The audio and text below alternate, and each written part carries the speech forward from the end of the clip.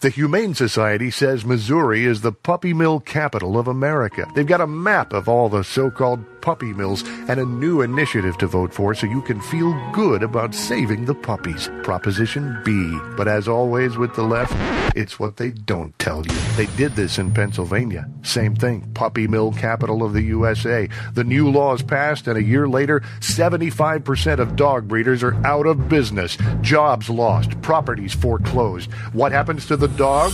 The Humane Society is subject to current animal abuse law, but they've exempted themselves from Proposition B. Why would they do that? It's not about the dogs. It's about liberalism, growth of government, intrusion into your life. Missouri has a proud tradition of dog breeding for hunting, home companionship, and just best friends. Enforce existing law against animal abuse, but vote no to the big government liberalism of Proposition B. Paid for by Alliance for Truth. Mark Patterson, Treasurer.